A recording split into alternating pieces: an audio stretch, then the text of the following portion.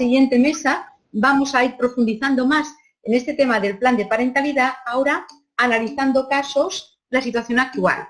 También aquí vamos a contar con grandes ponentes que nos van a ayudar a perfilar todavía más esta figura del plan de parentalidad. Yo simplemente voy a presentaros un poco y rápidamente a Elena Crespo, que es nuestra moderadora, y ella va a presentar a su vez a los integrantes de la mesa, que como os digo son personas también que nos van a aportar muchísimo. Elena es abogada de familia desde hace 20 años, con experiencia internacional en complejos casos, además con aspectos transfronterizos. Pertenece a la International Society of Family Law, es miembro de la EAFA también, miembro de la Academia Euroamericana de Derecho de Familia y de la Asociación de Abogados Colaborativos de Familia. Por tanto, Elena es también una experta, lleva muchos años, aunque como veis no lo parece, parece muy jovencita, y además ella nos va a presentar, como os digo, a personas muy interesantes que igualmente compartirán esta mesa. Muchas gracias, Elena. Muchas gracias, Ana. ¿Me veis? Sí, te vemos. Y bueno, en primer lugar quiero dar las gracias. Me parece un congreso sobre todo muy inspirador para todos, porque yo siempre digo, desde las 8 de la mañana que nos levantamos, pues vivimos en el desamor, ¿no? en los conflictos familiares, y es un trabajo bastante duro a nivel psicológico, pero al mismo tiempo con muchos retos y muy bonito, ¿no? Y es un orgullo y un honor poder trabajar en lo que a uno le gusta, como creo que todos los que estamos interviniendo y todos los que estamos participando en este congreso. También quiero dar las gracias a Gonzalo por esta oportunidad. Hemos abordado en la segunda mesa pues un poquito lo que es la parte de teórica, elaboración del plan de parentalidad, y nuestra tercera mesa de la mañana pues va a consistir en el plan de parentalidad también, pero analizando casos prácticos, desde distintos abordajes, desde la magistratura, desde el punto de vista judicial, de los jueces y magistrados, desde el punto de vista de la abogacía y desde el punto de vista de los coordinadores de la parentalidad. Para ello, tengo el honor de presentar a mis tres ponentes de la mañana de mi mesa. En primer lugar, voy a presentar a doña Raquel Alastroy Gracia. Ella es licenciada en Derecho por la Universidad de Barcelona y también cuenta con un máster en Mediación Profesional por la Universidad Pompeu Fabra. Es jueza desde el año 91, actualmente es magistrada en la Audiencia Provincial de Barcelona y es profesora asociada de la Universidad Pompeu Fabra en métodos alternativos de resolución de conflictos en el grado de Derecho. Es miembro fundador del Grupo Europeo de Magistrados por la Mediación y de Juezas y Jueces para la Democracia. Ha sido profesora en la Escuela Judicial entre los años 2002 y 2003 y asesora del Departamento de Justicia de la Generalitat de Cataluña en el 2006. También ha coordinado el grupo de trabajo para la elaboración y revisión de la guía de mediación intrajudicial en el ámbito civil del Consejo General del Poder Judicial. En segundo lugar, tendremos a Félix Arias, que es psicólogo, terapeuta, mediador con familias, organizaciones intrajudicial. Desde el año 2003 ha desarrollado su actividad profesional y dirigido diferentes centros públicos. También es profesor en diferentes másters universitarios, colegios profesionales, hospitales para distintos ministerios e instituciones, y actualmente es director técnico de APROME, entidad que gestiona servicios de atención psicosocial en Madrid, Castilla y León y La Rioja. Es también supervisor de mediación, atención psicológica y coordinación de parentalidad para equipos multidisciplinares y es socio fundador del COWEI, consultora especializada en la resolución de conflictos en empresas y organizaciones, y finalmente es director y coordinador de parentalidad del primer centro de intervención parental del Ayuntamiento de Madrid desde el año 2018. Y por último tendremos a tercer ponente, que es Jordi Casajoana Feliu. Es abogado penalista y civilista, mediador, coordinador de la parentalidad, jurista de Gaia, cofundador de la Asociación de Prácticas Restaurativas de Cataluña, abogado colaborativo, socio fundador de IMI, Instituto de Mediación Integral, y director del máster de ADR del ICAP del Colegio de Abogados de Barcelona. Por tanto, si os parece bien, empezamos con doña Raquel Alastroy Gracia, con su exposición y con su caso práctico. Muy buenos días, Raquel. Hola, muy buenos días y muchas gracias, Elena. Y gracias por la confianza en participar en este maravilloso espacio común. Yo os trataré de hablar, nos dio Elena ciertas indicaciones, y es que partiéramos de un caso y analizáramos un caso. y yo os lo voy a tratar de analizar desde la perspectiva del tribunal que establece una coordinación de parentalidad, que nos lleva a establecer una coordinación de parentalidad y qué cosas creo que debemos tener en cuenta. Yo creo que lo primero que tenemos que hacer como jueces, todo esto os lo voy a introducir así brevemente antes de analizar el caso concreto que os someteré. Como jueces lo que hemos de distinguir es la agresividad dialéctica, dijéramos, la que se pone de manifiesto en los escritos de los abogados, y de la conflictividad real de las partes. Muchas veces los escritos van cargados de eso, bueno, descalificaciones, etcétera, que se podrían obviar y que, porque luego con los correos, las comunicaciones de WhatsApp, etcétera, te das cuenta que las partes se comunican de una forma muchísimo más normal. En todo caso, lo que hemos de llegar es a distinguir si efectivamente existe una alta conflictividad. En segundo lugar, no podemos imponer coordinaciones de parentalidad siempre que hayan desencuentros. Hoy por hoy todavía en nuestro país es un recurso escaso la coordinación de parentalidad, y para que intervengan en familias que efectivamente son de alta conflictividad, hemos de ser muy cuidadosos en su derivación desde el tribunal. Ya refiriéndonos a la tarea del juez, yo creo que lo que hemos de saber exponer en la resolución donde ordenamos la coordinación de parentalidad son los hechos objetivos, los hechos que van a determinar esa medida, tratando de huir de las valoraciones, porque cada uno de nosotros tiene sus propias creencias, su propia cultura, y muchas veces confundimos una situación objetiva, cómo se debe cuidar a un hijo, cuál es el interés del hijo, con nuestra percepción subjetiva. Por lo tanto, hemos de ir a exposición de hechos objetivos. Y finalmente, creo que en la resolución lo que hemos de especificar es exactamente qué facultades estamos trasladando al coordinador y qué obligaciones va a tener el coordinador para con el tribunal a la hora de darnos su feedback, sus resoluciones finales. Y paso ya a exponeros el caso que bueno, tuvimos hace relativamente poco. Se trataba, surgen normalmente, y lo estamos viendo, los problemas en los que podemos designar coordinaciones de parentalidad más que en los procesos en sí mismos, en los procesos de divorcio o de separación, en las controversias en el ejercicio de la parentalidad. Porque entonces cuando se te pone de manifiesto que está impidiendo que los progenitores lleguen a acuerdos. Y este era un caso. Aquí se nos pedía, después de haber tenido un convenio de divorcio, ellos se divorciaron por convenio, se nos pedía que resolviéramos sobre el colegio y el empadronamiento de la niña. Yo en la resolución me vais a permitir que guíe. El juez de instancia lo que hizo fue, bueno, seguir por el criterio de mantener. Como en principio, pues bueno, la niña estaba bien adaptada a su contexto, etcétera, pues se mantenía lo que había. Y nosotros en la alzada lo que dijimos es que no se trataba tanto de determinar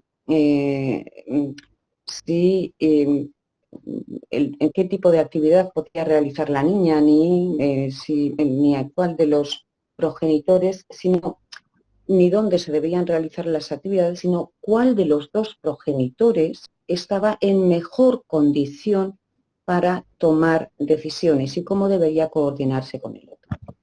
En este caso se trataba de una niña que a los 3 años ya se le diagnostica que tiene cierto retraso madurativo y los padres se divorcian en menos de un año. Creemos, y lo exponemos en la resolución, que quizá interfirió esta situación de la niña pues en desembocar el divorcio. También pusimos de manifiesto que aunque la niña acudía desde el año 2012 a un centro de desarrollo infantil y estuvo yendo hasta diciembre del 2014, y que ya en el año 2013 se le diagnostica un retraso evolutivo global y además ciertos trastornos en el desarrollo cognitivo, pusimos de manifiesto, y lo decimos en la resolución, que este diagnóstico no fue asimilado por el padre porque él decidió que no se continuaran las sesiones en ese centro. La niña previamente había sido intervenida de los oídos por sus dificultades en el habla, pero eso no mejoró, o sea, no dependía de la audición.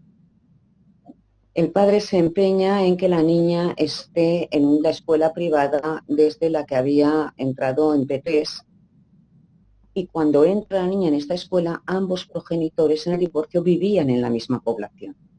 ¿Qué ocurre? Que luego la madre, cuando ya tiene un diagnóstico de que su hija tiene cierto retraso, intenta trasladarse a Barcelona para tener mayor acceso a los recursos públicos de salud. Eso ya planteó una controversia sobre si la niña se tenía que empadronar en Barcelona o seguir en la población en que estaba, etc.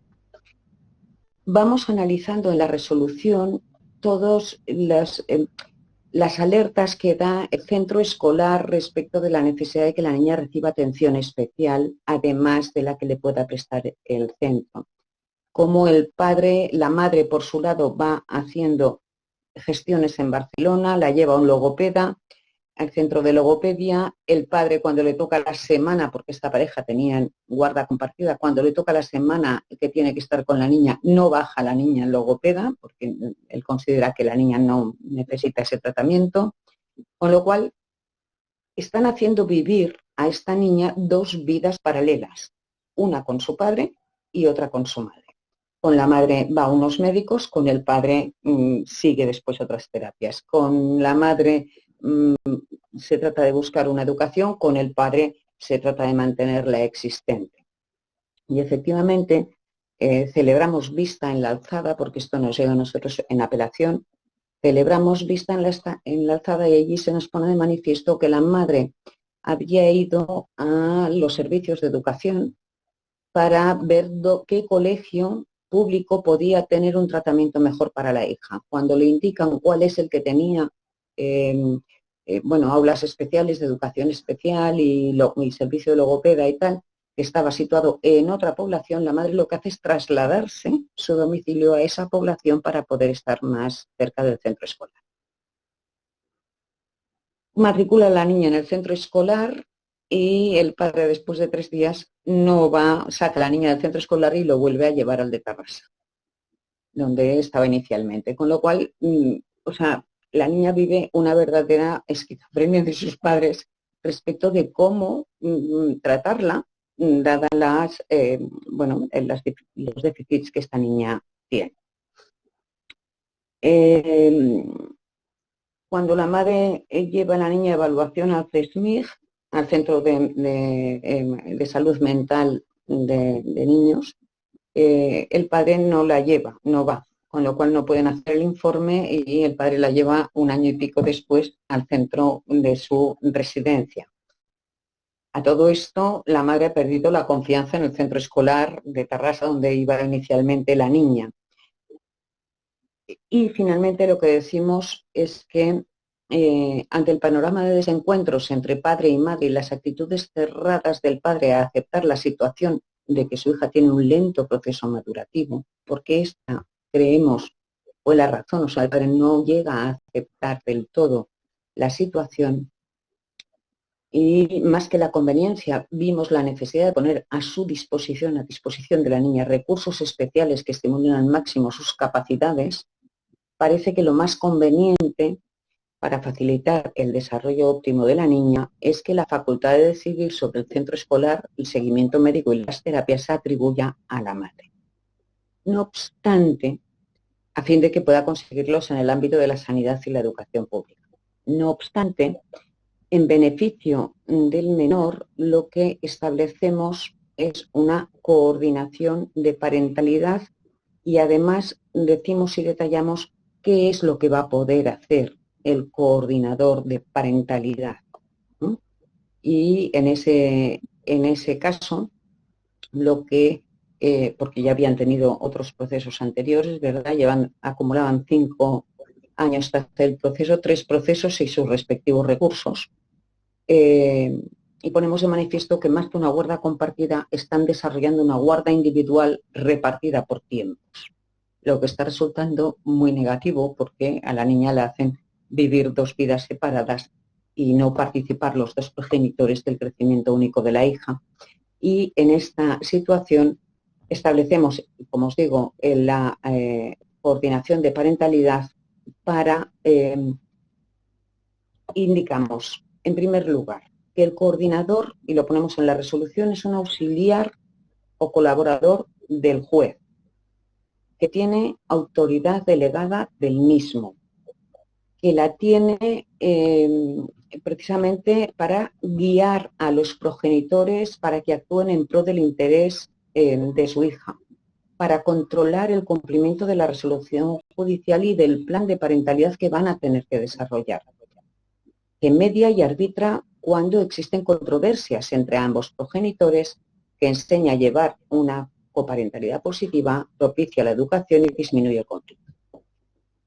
Creemos que es importante indicar todo esto en la resolución para que los progenitores asuman que esa va a ser la tarea, porque además se lo dice el juez. Finalmente, también indicamos que el coordinador va a tener que informar al tribunal, lo cual ya les deja claro que no va a ser ni confidencial, sino que va a informar de los acuerdos a que hayan podido llegar las partes o en caso de desacuerdo, qué propuestas ha hecho o le realiza al tribunal. Y para que el tribunal decida, porque esto ya nos habíamos encontrado en una situación anterior donde, establecida la coordinación de parentalidad, los padres se enrocaron, no fueron capaces de asumir lo que el coordinador proponía, y la juez lo que hizo fue cerrar el proceso de ejecución sin una decisión. Entendemos que no, que el juez se ha de pronunciar sobre las propuestas que haga el coordinador de parentalidad. Y también les ponemos de manifiesto que valoraremos, y sobre eso el coordinador nos va a tener que informar, de qué actitud han tenido los progenitores en ese realizar el plan de parentalidad, a fin de poder tomar, en su caso, las decisiones oportunas, que pueden ir desde la suspensión del sistema actualmente establecido de guarda hasta el cambio del sistema, hasta las acciones coercitivas. Y creemos que esto es importante precisamente para que los padres sepan que no es un mero deseo sin mayor trascendencia, sino que es algo que el tribunal, que en definitiva tiene que decidir, lo que está decidiendo es que ellos asuman su responsabilidad como padres y como madres y lo hagan de buena fe y constructivamente. Y creo que ya he pasado del tiempo, o estoy justo en el tiempo, o sea que yo aquí lo dejo y luego quedo a disposición de las preguntas que podáis realizar.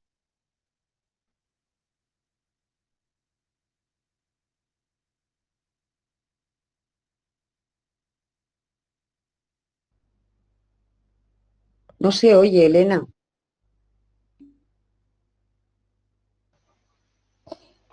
Elena, no se oye. Elena. Ahora. Elena. Sí, ¿ahora me escucháis? Sí, sí. ¿Ahora? Sí. Sí, muchas gracias, Raquel. Me gustaría hacerte una pregunta, Raquel. Al final, ¿cómo acabó, ¿no?, el asunto, ¿no? Ya por curiosidad, ¿no? Al final, por ejemplo, con el tema de la guarda, ¿no? Porque el padre estaba muy afectado y no aceptaba, ¿no?, la situación de la niña. Al final, un poquito, ¿cómo se resolvió el asunto? ¿Qué informó el coordinador? A ver, yo te puedo decir que desde el tribunal, como nosotros estamos en la audiencia, estamos en alzada, nosotros ordenamos la intervención, pero no hacemos seguimiento de la intervención porque eso baja al juzgado de instancia, donde se va a hacer el seguimiento correspondiente. Yo lo único que te puedo decir es que después de llevar 3 pleitos con sus respectivos recursos, ya no hay más pleitos.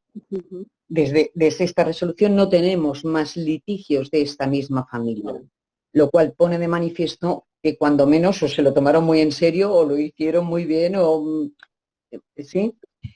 Que ese es para nosotros un buen indicador, porque cuando tú abres el sistema informático judicial y ves la cantidad de registros que hay de una misma familia, de litigios múltiples y continuados, la verdad es que se te ponen los pelos de punta. En este caso no había más. Muy bien. Vale, pues muchas gracias, Raquel. Y damos lugar ahora a la ponencia de...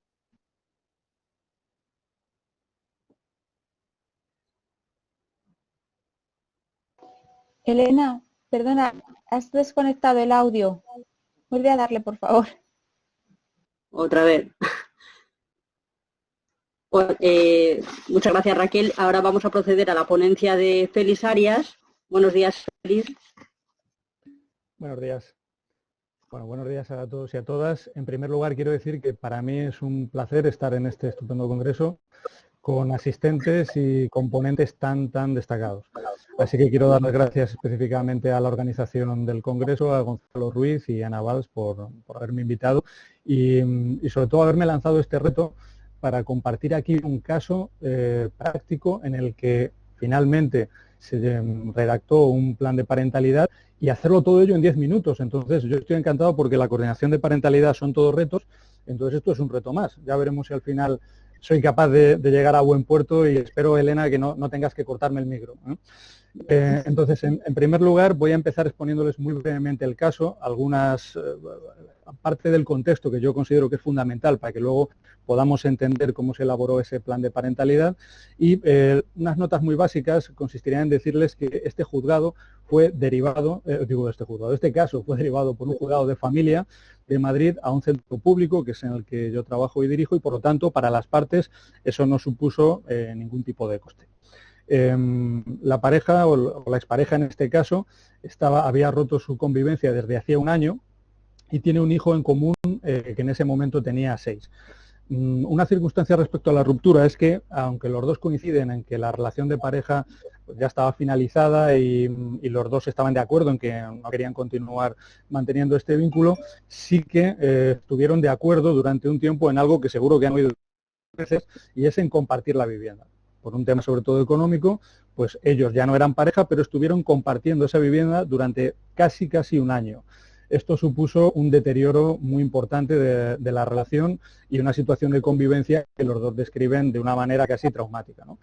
Después de y también pensando en el niño, nos podemos imaginar que seguramente no fuese la situación más agradable ni más adecuada para él. Finalmente todo esto se resuelve, me refiero a la convivencia, cuando la madre le comunica al padre que ha iniciado una nueva relación de pareja y esto motiva que él abandone la vivienda en ese momento. Y al mismo tiempo sucede algo que es fundamental para entender el caso posteriormente y es que él solicita una prueba de paternidad que lógicamente la madre refiere que esto incide mucho más en el conflicto entre ellos, a ella le ofendió mucho esta cuestión y esa prueba pues termina por ratificar que efectivamente este señor es el padre del niño. En cualquier caso él se desvincula del contacto con el niño y también interrumpe el contacto con la madre durante aproximadamente 5 meses. En este punto difieren las versiones de los dos. Él lo que mantiene es que la madre estaba imposibilitando que él se pudiese relacionar con el niño. La madre lo que plantea es que el señor se desinteresó de la vida del menor.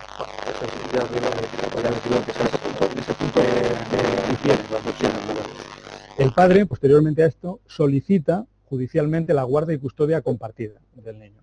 Después de todo esto que les estoy contando, y la resolución judicial en la que se regula el régimen de visitas, lo que establece es que el padre tiene atribuido un régimen de visitas de martes y jueves por la tarde, desde la salida del colegio hasta las 8 horas, y en fines de semana alternos desde las 11 hasta las 8, los 2 días, sin pernoctas.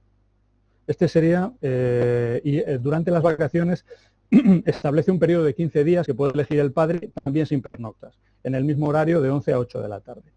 Y ¿cuál sería entonces? Este sería más o menos el encuadre del caso. ¿Cuál serían los objetivos que plantea el juzgado? Básicamente hay algunos que son más o menos genéricos y que se podrían trasladar a otros casos y hay otros objetivos que son muy específicos. Les cuento.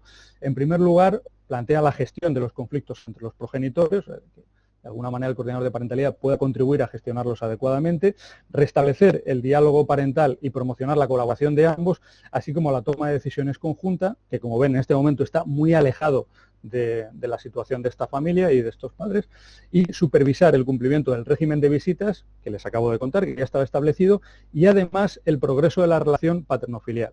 Y por último, digamos quizá el punto más específico de todos los objetivos que se mencionan, promover la evolución del régimen de visitas hasta que el padre pueda disfrutar de pernoctas con el hijo y de la mitad de las vacaciones escolares, también con pernoctas. Entonces, parten de esa situación que, como se ha descrito a lo largo de todo el Congreso, es de una gran desconfianza por parte de los dos progenitores, cada uno por medios distintos. Yo aquí voy a hacer un esfuerzo muy importante de contención, en no contarles la intervención, que en realidad es lo que me apetece, ¿no?, y lo que me encantaría compartir, pero algunos datos muy breves para que se haga una idea de cómo luego se configura este plan de parentalidad. Es que antes de poder leer con ellos una primera versión de este plan, transcurrieron 11 meses de intervención. Es decir, en la mesa anterior se ha descrito excepcionalmente cuál es el trabajo y también muchas circunstancias relacionadas con el plan de parentalidad. Yo estoy de acuerdo, por supuesto, con todo lo que se ha planteado, y Nuria y Magali van a línea de qué supone este plan de parentalidad. Pues, por ejemplo, en esta familia y en otras, tal y como lo enfoco yo, el plan de parentalidad es un producto del trabajo que se ha hecho y al mismo tiempo es una herramienta. Es decir, no se inicia trabajando con la familia un plan de parentalidad, se inicia facilitando que en algún momento los acuerdos, los cambios familiares que van alcanzando se pueda trasladar y se pueda definir en un plan que sea un mapa de su relación. Esta es un poco la idea en este caso y en todos los que yo trabajo desde esta perspectiva, donde al final se va a configurar un plan de parentalidad. Entonces, como les digo, previamente durante el proceso va habiendo acuerdos, va habiendo consensos entre las partes y se van poniendo en práctica también durante el proceso. Es decir, esto no es un acuerdo de mediación donde las partes van hablando sobre un supuesto, ¿no?, que van a empezar a aplicar en el futuro, sino que algunos de los acuerdos que luego va a contener el plan, ellos ya lo van poniendo en marcha. Y hay algo que también es muy frecuente en los casos de coordinación de parentalidad por la propia naturaleza del conflicto, y es que se detectan que hay otras necesidades fundamentales en la familia. Una de las necesidades es que, por ejemplo, los intercambios, como suele suceder en muchos de estos casos, no son precisamente plácidos, sino que son un momento de gran conflicto que presencia el niño. Y esto es algo que también hay que definir y hay que mejorar con ello. Yo, por supuesto, hice un acompañamiento de algunos de estos intercambios para ayudarles a generar una dinámica que fuera positiva para todos, pero especialmente para el niño. Muchas de estas necesidades que se detectaron también van a acabar en el plan de parentalidad. Es decir, el plan tiene que ser lo más inclusivo posible. Y algunas ideas muy breves. Yo sé que esto lo estoy haciendo muy mal porque las cosas hay que explicarlas bien, pero bueno, algunas ideas muy breves sobre el plan de parentalidad con esta familia es que, por supuesto, a lo largo todo el acuerdo está protagonizado por el niño. Aunque él no tiene un papel activo, en el sentido de que él no es el que tiene que hacer cosas, son sus padres, pero el nombre del niño, las características del niño, que lo que los padres hacen es en beneficio del niño, eso está presente, no les digo en cada párrafo, pero sí con mucha frecuencia. Porque yo entiendo que el plan de parentalidad es muchas cosas a la vez. Es un mapa, desde luego, es una hoja de ruta, es una guía para ellos, pero también es una carta. Es algo que yo siempre confío en que los padres van a leer en el futuro, y ese plan tiene que ser lo suficientemente inspirador no solo de lo mejor que tienen ellos, sino del gran trabajo que han hecho durante el proceso, porque por eso lo están acordando en ese momento. Entonces, como les digo, en el plan de parentalidad se describe la progresión del régimen de visitas, en este caso con todo el detalle posible. Un ejemplo muy claro es la fecha en la que se inician las pernoctas. Y como hemos trabajado durante muchos meses hasta el punto de que hay muchas dificultades entre los padres que ya se han resuelto, es decir, antes de hacer este plan de parentalidad, las visitas con el padre se cumplen en términos que son adecuados y la tensión que hay entre los dos y los conflictos disminuyeron hace meses, antes de esta primera lectura. Por lo tanto, están preparados para poder decidir cuál va a ser la fecha de inicio y buscar la que es más favorable para el niño. En este caso fue en septiembre, antes de iniciar el cole. Es decir, como un curso escolar, empezar desde cero. Hay una fundamentación para lo que ellos acuerdan, ¿no?, y lo que ellos definen y diseñan, que esto es muy importante. Al mismo tiempo se establecen varias fases. Por ejemplo, se establece una fase de 2 meses en las que acuerdan que las pernoctas van a ser solo los sábados, no los viernes. En la segunda fase ya se implementan también los viernes. El padre en algún momento había planteado también que se pudiesen pernoctar durante los días de diario. Y aquí, yo no sé esto, estoy totalmente en la línea de lo que ha dicho Magali, yo no sé esto qué les va a parecer a los juristas y a las juristas. Seguro que a la mayor parte que trabajan con estos casos les parece muy bien. En esta mesa hay ilustres, ¿no? Entonces, pero una de las cosas que aparece en este acuerdo es que precisamente esta declaración de intenciones del padre y de motivos está reflejado en el plan de parentalidad. Es decir, el padre comprende que no puede pernoctar con el niño los días de diario porque no tendría tiempo por la mañana para poder llevarlo al colegio y llegar a su puesto de trabajo a la hora que está establecida. Es decir, pero para él es importante que esto aparezca en el plan. Él no quiere que eso se pueda interpretar en algún momento, ni su hijo en el futuro, como una renuncia, sino como las circunstancias. Yo, en beneficio de mi hijo, renuncio. Fijaos que este señor estaba planteando una custodia compartida, ¿no? También acuerdan que las vacaciones durante el primer año serán solo de una quincena, no del mes completo, que era lo que establecía la resolución judicial, y ya en segundo incorporan ya todo el sistema para definir estos dos periodos que repartan por mitad con sus pernoctas. Pero el primer año entienden que la adaptación es importante. Y luego se añaden detalles al régimen de visitas que son fundamentales y que resuelven problemas que hemos observado y evitan otros problemas futuros. Intentamos que nada quede a la interpretación de ellos, porque hay muchas situaciones que se podrían malinterpretar en la práctica, ¿no? Y, por ejemplo, también se definen horarios, se definen cuándo empiezan los puentes, si son ese día por la tarde o al día siguiente por la mañana, se incluyen días especiales para ellos. Me hizo mucha gracia antes cuando lo planteaba Nuria, porque en este caso, por ejemplo, aparecía en el plan de parentalidad el cumpleaños de la abuela. El señor no tenía una mala relación, ni mucho menos con la abuela, y le pareció bien. Dijo, mientras viva, me gustaría que mi madre pudiera disfrutar ese día del niño y el niño de mi madre, y al padre le pareció bien, y eso se estableció, igual que los cumpleaños de ellos, ¿no? Se definieron. Y también incluyeron visitas, por ejemplo, durante las vacaciones de Navidad, en el periodo que le correspondía al otro, dejando claro que solo se iba a hacer si los dos estaban en la misma ciudad. O sea, fijaos hasta qué punto esto responde a las necesidades de ellos y a un diálogo que al final es un diseño. También se definen, y yo diría, se coreografían los intercambios. Es decir, el cómo, el dónde, que ya lo hemos puesto en práctica. Ellos ya lo han hecho conmigo y ya hemos comprobado que funcionan bien, pero hay que dar reflejados también, ¿no? Incluso los saludos y también expresamente, algo que ya no hacían, pero que en su momento hicieron, se evitan las grabaciones.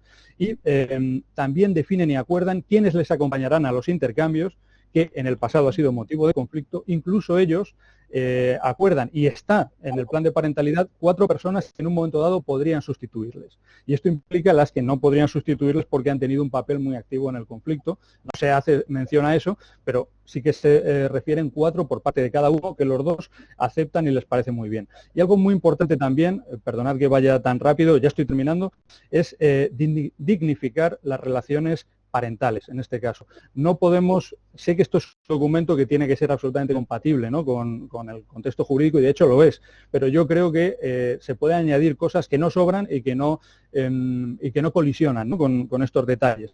Y, por ejemplo, se incluye la comunicación también entre ellos y los medios para comunicarse según el contenido.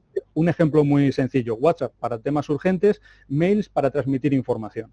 Y, por ejemplo, añaden cosas que seguro que les van a encantar, como por ejemplo que cuando se vayan de viaje, y sobre todo la madre hacía mucha mención a que si tenían que coger un avión, cuando llegasen se iban a informar a través de un WhatsApp de que habían llegado y estaban bien. Incluso al día siguiente iban a facilitar que la llamada del niño fuese por la mañana. O sea, fíjense esto cómo responde a las necesidades de estas personas y particularmente de los niños. Una cosa que había sido un problema es cuando se interrumpían las visitas, por ejemplo, en caso de enfermedad del niño. Además, el final de este caso coincidió con el inicio de la pandemia. Entonces, tuvimos que trabajar con establecer criterios que estuvieran definidos en el plan de parentalidad, como, por ejemplo, si el niño tiene fiebre, si lo ha desaconsejado la pediatra, si ese día no ha ido al colegio. Y también, a propuesta de la madre, y esto fue así, se estableció que el padre pudiera, si quería, visitar al niño en su casa brevemente, los días que estuviera enferma. Ya les decía, y esta vez es verdad que estoy terminando, pero se añadieron muchos otros a este plan de parentalidad, cosas que a lo mejor un abogado dice, bueno, esto no es importante, pero que va a ser muy importante de cara a ellos al futuro. Se incluyen temas relacionados con la intendencia, por ejemplo, la famosa mochila, qué es lo que debe llevar y qué cosas debe tener el padre en casa también, qué objetos, qué ropa, etcétera. Y también se incluyó un sistema para abonar los gastos extraordinarios en diferentes fases del año y también se cambió cómo iba a ser la cuenta a la que se iban a abonar estos gastos, que iba a ser una cuenta común, y también se establecían las condiciones de uso. Es decir, con esto lo que les quiero decir es que el plan de parentalidad es muy detallado. Les diré, este plan en concreto tenía 15 páginas. Y no era con Arial 18, o sea, 15 páginas. Y otra cosa que les diré, ya para finalizar, Elena, otra cosa que les diré es que se leyeron hasta 3 versiones distintas del plan. Y el plan, desde la primera lectura hasta el día que lo firmaron, pasaron más de un mes. Es decir, ¿qué quiere decir? Que nosotros eso es un proceso reposado que no solo se había puesto en práctica antes, sino que también se va sentando en su cabeza. Y el plan, una vez que se firma, a diferencia de los acuerdos de mediación, con esta familia y con todas, no se termina el proceso. Yo posteriormente establecí un periodo de seguimiento de 3 meses más con ellos para asegurarme de que se cumplía bien. Muchísimas gracias por su atención, perdonen la velocidad y estoy a su disposición. Muchas gracias, Félix, por tu exposición. La verdad es que me parece un auténtico traje de vida, Félix. Tengo curiosidad, ¿no?, de cómo es eso de la mentalidad. Para explicarlo. Una pregunta, Félix. Me imagino que redactaste este plan de parentalidad de 15 folios. ¿Esto lo entregaste a los abogados, a los letrados de las partes, a su señoría? ¿Cómo lo coordinaste? Pues te cuento, Elena.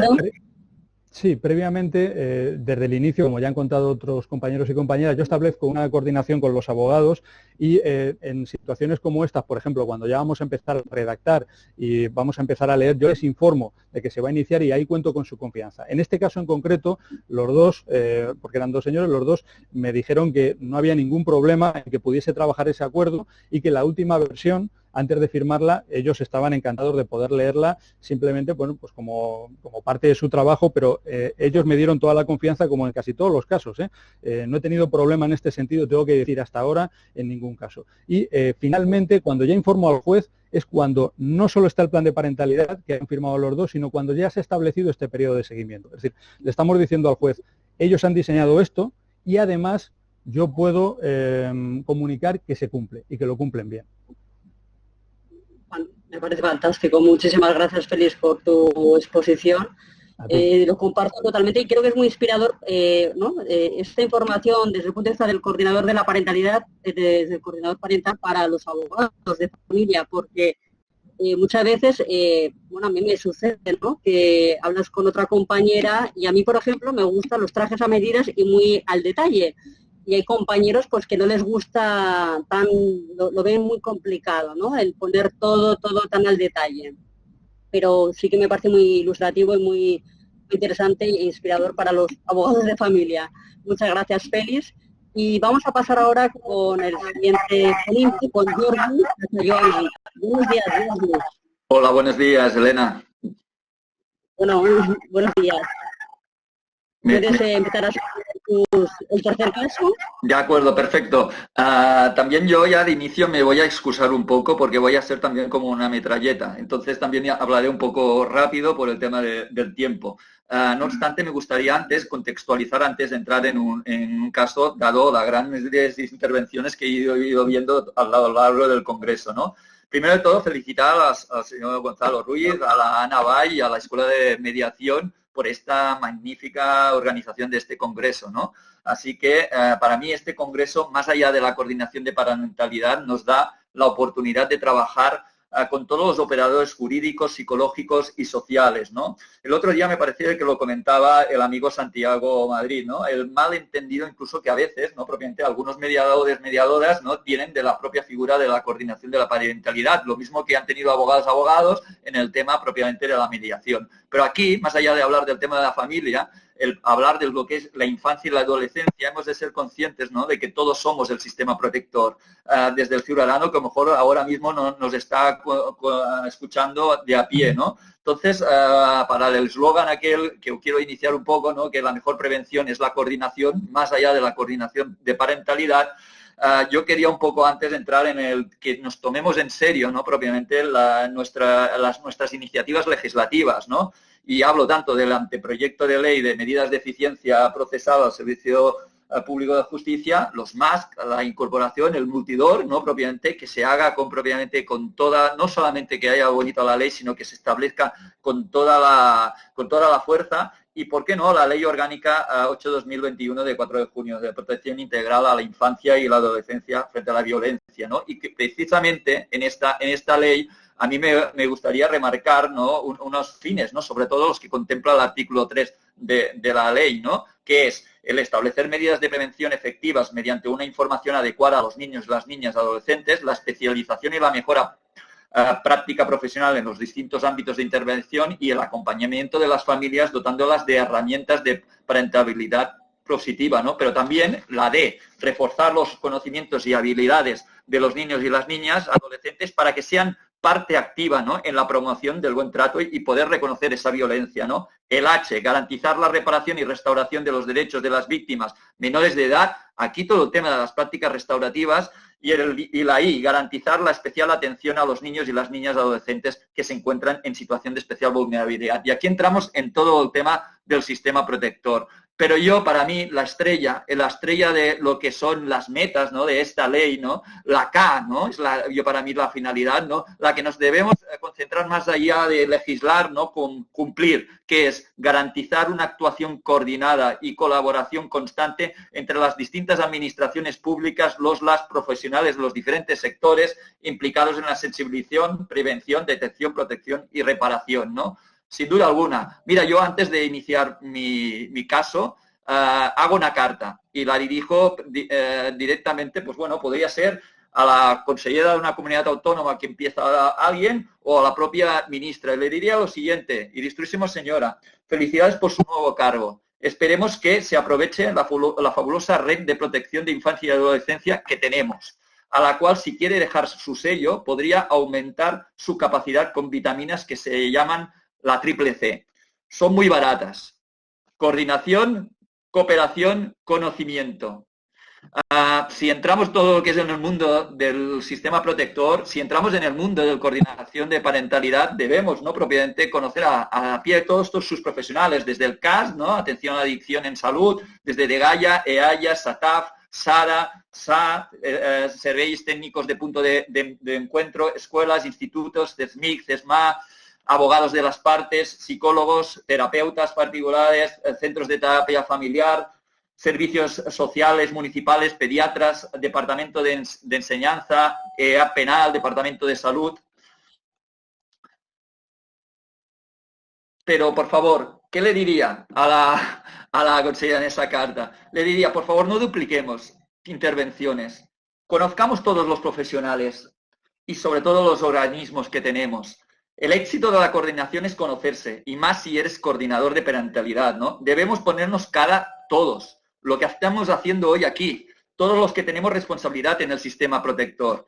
El papel también, ya que podemos aprovechar algo de la pandemia, aprovechar el papel de la tecnología en nuestro sistema protector. Nos puede ayudar. Yo lo digo por una cosa simple, ¿no? Un simple programa en el cual en estos días de pandemia nos ha conectado en el propio sistema protector, por ejemplo en la Generalitat, que es el Circuit, te permite, ¿no?, propiamente al momento cero conectarte en cualquier responsable de departamento, ya sea de salud, administración, etcétera, incluso ir directamente a un director general, ¿no?, propiamente buscarlo y establecer esa conexión, ¿no?, propiamente. Eso es importante porque al final hace que nos visualicemos todos los que intervenimos pro la defensa de la infancia y la adolescencia, ¿no? Entonces, entrando en los casos, yo empezaría un poco por el final de un caso en que en la sesión de Pascual Ortuño, ¿no?, habló. Era de un caso como juez en su última sentencia ejemplar, ¿no?, en la que con ella creo que se ha jubilado y deja un mandato, ¿no?, la cual firmaba con una persona que seguramente no la vais a conocer, una magistrada que se llama Raquel Alostrey, de la sección 12 de la Audiencia Provincial, y en la que para mí es un testimonio, ¿no?, de lo que ha de ser una sentencia ejemplar y lo que es un buen trabajo hecho por unos coordinadores de parentalidad, concretamente 3 coordinadores de parentalidad que intervinieron en ese caso y en el que el juez, no propiamente, en este caso Pascual, ¿no?, que ya lo explicó ella, que explicó el caso, que eran 2 niñas, etcétera. Yo no voy a entrar aquí. El juez insta a la propia Dirección de Atención a la Infancia, a DEGAIA, para que en resultado de todo un trabajo realizado, no precisamente por los coordinadores de parentalidad, no propiamente, se tutelara propiamente a esas 2 niñas, ¿no? Y esa resolución que tuvo que hacer un jurista, y tuve la suerte de hacerlo yo, realmente es de agradecer su fundamentación y la manera, no propiamente, como se trabajó. Incluso yo diría que ese trabajo de los coordinadores de parentalidad que estuvieron ahí aún todavía no se ha acabado, porque si bien ahora interviene Dirección General de Atención a la Infancia, trabajando propiamente con la madre para que pueda restablecer el contacto propiamente y la relación propiamente con sus hijas, no propiamente, ¿por qué no seguiremos con esa coordinación y cooperación? Es lo que hemos hablado, pues nuestros equipos técnicos de EAIA, las propias EFIs de la Dirección General, y seguir, ¿no?, propiamente esa estrecha colaboración entre los distintos agentes que intervenimos en pro de la infancia y la adolescencia, ¿no? Y ahora sí, ahora voy a entrar en un caso, entrando un poco en lo que había matizado el señor Antoni Vidal, ¿no?, propiamente, y otros compañeros y compañeras de que en Cataluña, pues bueno, ¿no?, ya hay la obligatoriedad del plan de parentalidad, y a veces la colaboración de un coordinador no es en ese cumplimiento de ese plan de parentalidad, ¿no? Entonces, como yo estoy de cartas y he empezado con una carta imaginaria, pues a un ministro o a una consellera, ahora la carta esta a mí me preocupa más, ¿no? Os la voy a leer, la carta. Evidentemente los nombres, los lugares y todo están cambiados absolutamente, pero es una carta que no es una carta, es un email que hace un padre a un hijo, ¿no? Y le voy a leer. Hola Alex, ¿cómo estamos? Espero que muy bien. El miércoles irás de colonias, te escribo para desearte que te lo pases muy bien. Que aproveches los días para pasarlo muy bien con tus compañeros y disfrutes de estas merecidas vacaciones. También comentarte que he visto que has ido a Berga. Espero que te haya gustado mucho. Es muy bonito. Supongo que has recordado que tus tíos y primos viven cerca y justamente allí se hace la fiesta, mentira, Badiu, he puesto Badiu porque es mi fiesta de Badalona, pero es igual, Badiu, en una fiesta divertida y bonita. Pronto será tu cumpleaños. Este será un gran mes. Si quieres orientarme con el regalo, ya sabes que estoy aquí. Un beso fuerte, un abrazo, te quiero. Contestación por correo del niño, del hijo. Miércoles me voy de colonias, gracias a mi madre. Gracias mamá, te quiero mucho. ¿Viven al lado de Berga? Ni idea. La fiesta del Badiu debe ser muy aburrida. Un regalo. Comparto la opinión de mi madre. ¿Te la has escuchado? Seguro que no. Porque si te la has escuchado, no me envías emails mientras estoy en la escuela. Primera definición de la alta conflictividad en ese caso, y yendo a lo extremo. Esto puede ser tanto padre, madre. En este caso se trata de un niño que hace casi 3 años que no quiere ver a su padre, no pudiéndose cumplir el régimen de visitas. Situación de guerra fría de los padres, aparentemente de cara a la galería buenos propósitos, pero es una comunicación beligerante. ¿Qué ha pasado? Yo lo defino un poco con el tema de un partido de fútbol. Espacio sagrado de un adolescente de 12 años. En un partido de fútbol, espacio sagrado de un adolescente de 12 años, ocurre que en ese espacio donde los niños disfrutan con sus compañeros, aprenden lo que es el deporte y juegan y sus padres van a verlos, pues en ese espacio pues, hubo una situación propiamente pública entre dos progenitores. El padre va a ver el partido de fútbol, la madre también está allí, el padre va con su compañera y propiamente la madre dice, ¿qué haces aquí? ¿Qué te presentas? Y el padre ya inmediatamente saca una cámara, mira cómo tratas, mira cómo me dejes ver a mi hijo, etcétera y tal. Esa situación en ese territorio tan sagrado, ¿no?, propiamente de un adolescente que está con sus amigos, sus amigas y los padres de cada uno de ellos. Entonces, claro, nos preguntamos, bueno, efectos. Hablemos de los efectos para esos padres, esas madres, ¿no? Hablemos de los efectos. Un niño inseguro, vamos a tener. Niño inseguro, ansiedad, miedo, indefensión. Pueden preocuparse por su seguridad, incluso por la seguridad de sus padres, aunque no haya habido violencia. La imaginación del niño es muy poderosa y puede imaginar que sus padres se hacen daño o pueden preocuparse incluso por sus consecuencias, ¿no? Un mal ejemplo para el niño. El niño aprende lecciones sobre cómo llevarse bien con los demás, de la forma en que su padre se llevan bien entre sí. Si el modelo de los padres de comunicación es poco saludable y no saben resolver los problemas acertadamente, lo más probable es que la forma en que tus hijos, o tu hijo, en ese caso, ese niño, se comunique y que resuelva los problemas, no sea otra que la misma que lo hacen sus padres. Y así irá creciendo y se hará adulto. ¿Qué pasará? Pues que podrá pasar que la relación de un padre y un hijo pueda romperse, como es en este caso. Si no hay problemas graves, el niño se siente más saludable y seguro y se permite desarrollar una relación positiva con ambos, aunque nos separemos, aunque nos divorciemos. Pero si el niño escucha constantemente cosas malas sobre uno de los padres, el peligro es que la relación entre los padres e hijos se debilite. Indicadores. Yo ahora le digo indicadores respecto al niño o a la niña. En este caso, respecto al niño. En este caso, cambios de actitud, conducta y de conducta, agresividad, miedo, angustia, ansiedad, afectación de la socialización y de la relación con los iguales, conflicto de lealtad, chantaje emocional, manipulación, pérdida de espontaneidad, discurso adulterizado, culpabilización, disminución de su autoestima, en este caso, curiosamente, exceso de autoestima, afectación al rendimiento académico y del cumplimiento de las pautas en el ámbito escolar, salidas, materiales, horarios, comunicaciones, quejas somáticas sin patología orgánica. Pero vamos más allá. ¿Qué pasa con el padre y la madre? Pues descalificación pública, abierta o sutil, del otro progenitor, reticencia a compartir la parentalidad, bajo reconocimiento de las capacidades parentales del otro progenitor, demanda excesiva y reiterada, información, entrevistas, informes certificados, búsqueda de complicidades o aprobación entre los profesionales y a la familia extensa, búsqueda de servicios comprados, abogacía, psicología, médicos, maestros, judicialización de todos los aspectos del conflicto y delegación de responsabilidades en los profesionales intervinientes, multiplicidad de denuncias y acusaciones, implicación de los hijos y hijas, del hijo en este caso en el conflicto, como partícipe e instrumento. Trabajo del coordinador de parentalidad en ese caso, pues muy complicado, muy complicado. Infinidad de sesiones individuales y conjuntas, entrevistas con el adolescente, intervención de distintos profesionales, un coordinador de parentalidad, por favor, multidisciplinar, más de uno en este caso, entrevista en distintos ámbitos, salud, escuela, club de fútbol, entrevistas con jueza, más informes. Y ello nos lleva un poco a varias conclusiones al respecto, ¿no? A los factores, respecto a los factores de protección, ¿no? Así un poco a nivel general, ¿no? Hacia los hijos y hijas, en plan general, ¿no?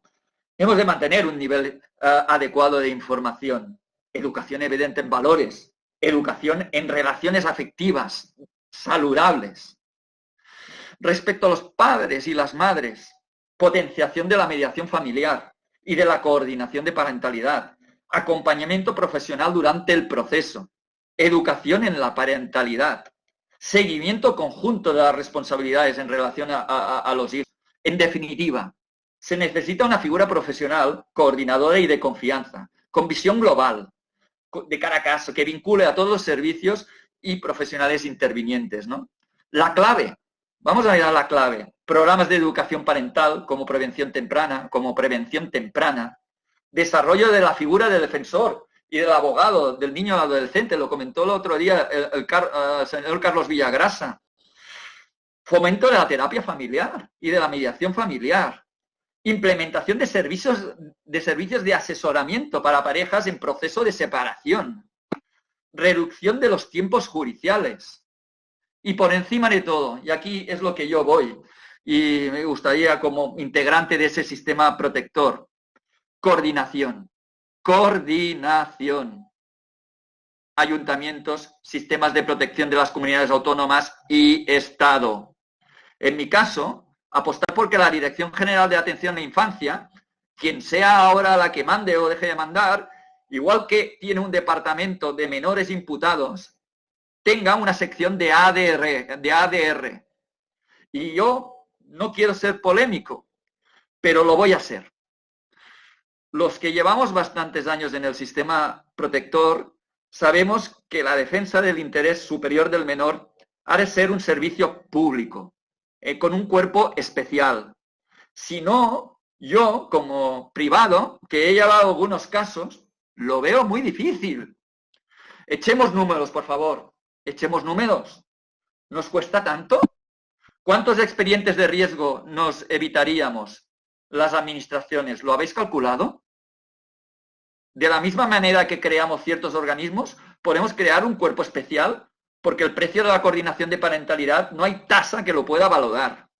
Si se quiere hacer bien, se requiere mucho tiempo. Finalmente, los sistemas protectores han de apostar, evidentemente, por los ADRs. Y finalmente, que me voy alargando, sí, a los que trabajan en infancia y adolescencia, en el ámbito público.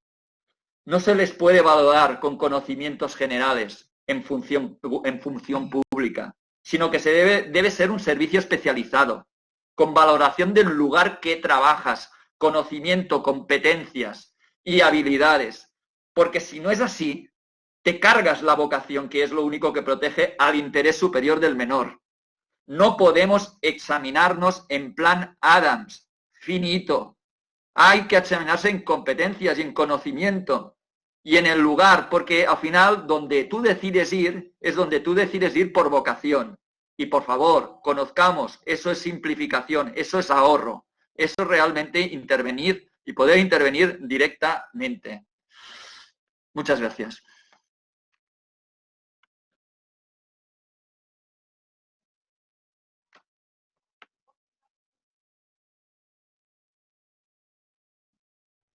Elena, no se oye. Elena, abre el micro. Ya está. Muchas gracias, Jordi, por tu exposición. Tendría una pregunta. Muchas veces los padres, ¿no?, les falta mucha, educación o sobre todo conciencia, ¿no?, de que hay que cuidar al otro progenitor, porque si el otro progenitor está bien y ayudamos a que al otro progenitor lo cuidamos y que esté bien, pues eso va a redundar en beneficio del niño.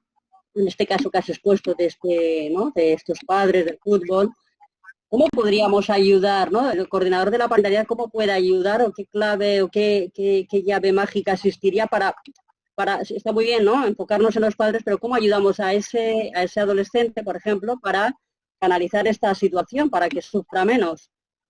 Mucho antes.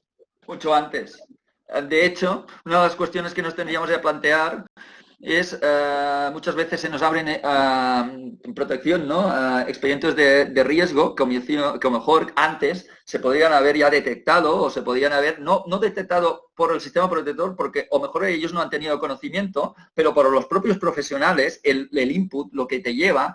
Por eso yo apuesto mucho por el tema de los sistemas multipuertas y la ADR, porque entre todos, que somos sistema protector todos, no olvidemos que todos somos sistema protector, hay pequeñas cosas que los que ya llevamos mucho tiempo en el ámbito de familia, etcétera, ya denotan que por mucho que haya, en este caso, es lo curioso de este caso que relato, empezó con un mutuo acuerdo.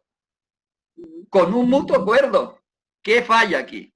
¿Qué ha fallado aquí en ese mutuo acuerdo? Muchas cosas. Muchas cosas han fallado en ese mutuo acuerdo. No me puedo creer que si se hace con una perspectiva global de modernización a la hora de afrontar pues, una situación de un divorcio o de un mutuo acuerdo, no haya habido inicios, síntomas en esos padres. Imposible. Firmaron un mutuo acuerdo primero y después hubo la escalada en la situación. Pero esos inputs que hemos ido trabajando a lo largo más de 6 meses, esos inputs ya los llevaban inherentes antes.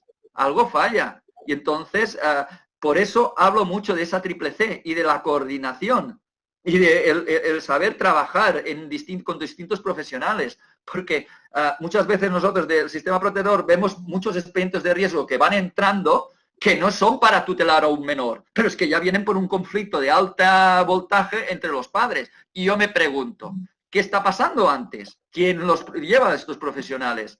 ¿Qué están haciendo estos profesionales? ¿Cómo aconsejan? ¿Cómo reflejan estas miserias? ¿Qué es lo que explican? Hay que explicar lo que siente un menor, hay que explicar lo que le va a pasar a un menor. ¿Qué pasa aquí? yo no sé, no tenemos exclusivamente la obligación de informar jurídicamente de las consecuencias de una situación, sino hay otras consecuencias, como muchas veces había dicho la Elena Laurova, ¿no? Pues que son consecuencias que van más allá de un tema jurídico, fiscal, etcétera. Son lo que le va a pasar al niño. Y todos los profesionales que nos dedicamos al asesoramiento jurídico o al asesoramiento social, etcétera, pues lo también lo debemos trasladar a los padres. Y debemos aconsejarlos. Y si no están, si aún no están a molde para firmar un acuerdo, que no lo firmen, por favor. Que no lo firmen. Que no lo firmen.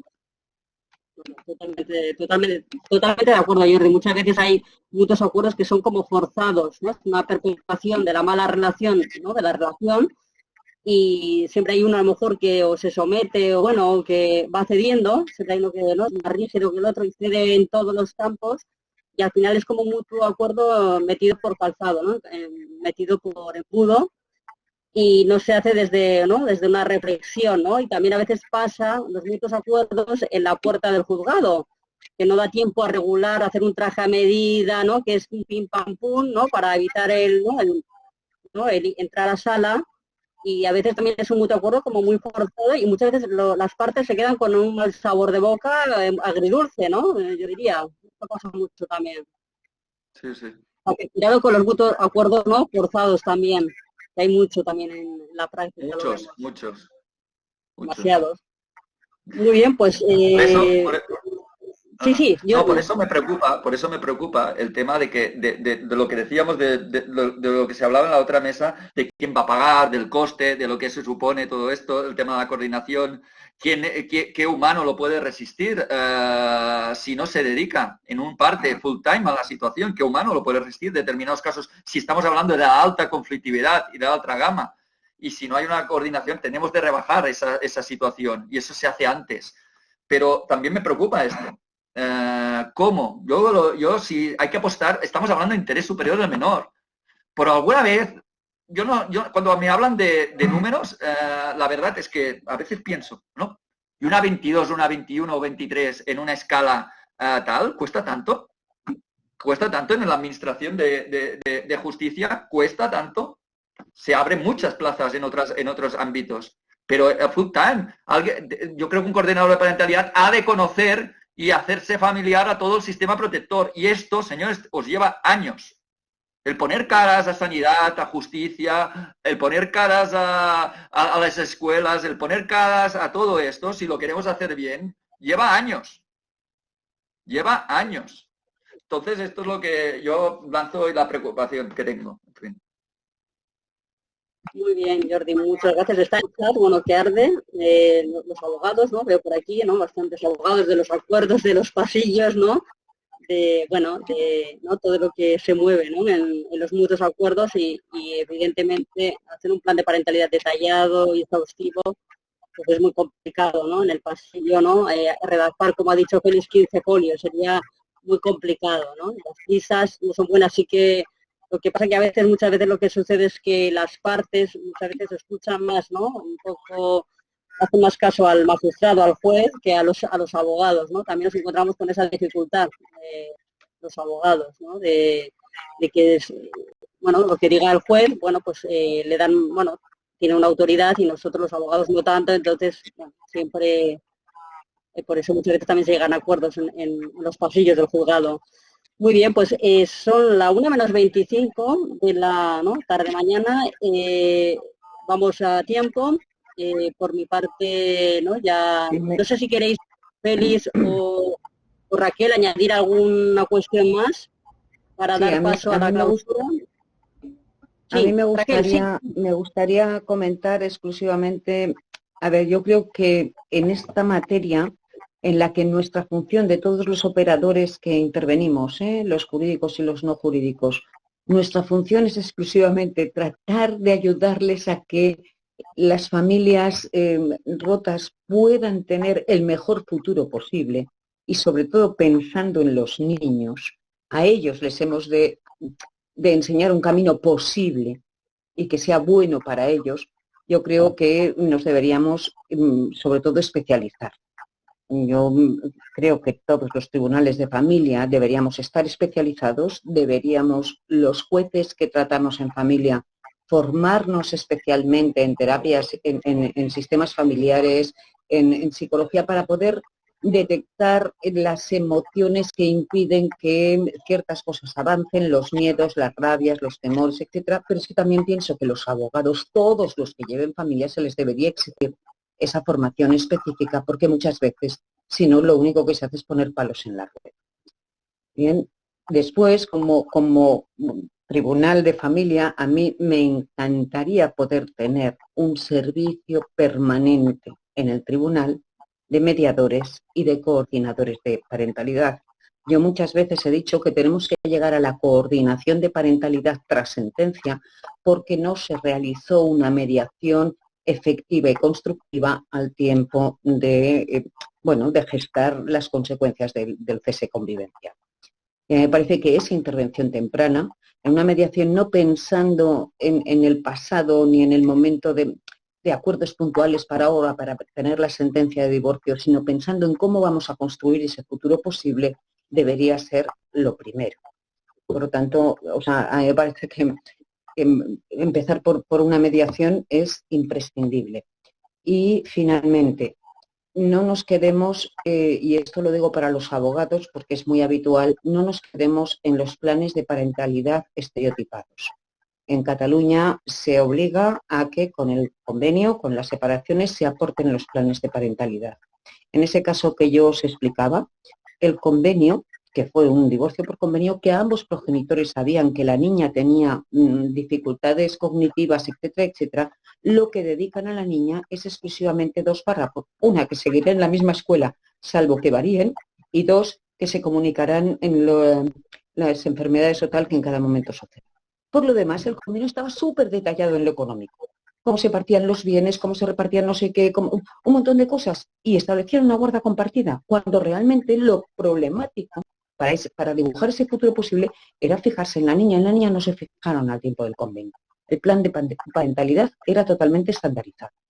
Yo creo que hemos de huir un poco de eso, porque si no, lo que ocurre es que los jueces que tenemos finalmente la pelota en nuestro tejado para tomar decisiones, porque nadie llega a acuerdos es que nosotros tomamos decisiones de autoridad, porque ni siquiera muchas veces son legales, no hay ninguna norma que nos diga por qué los viernes o por qué los sábados el intercambio, si en casa de uno o en casa de otro, no hay ninguna norma que nos diga eso.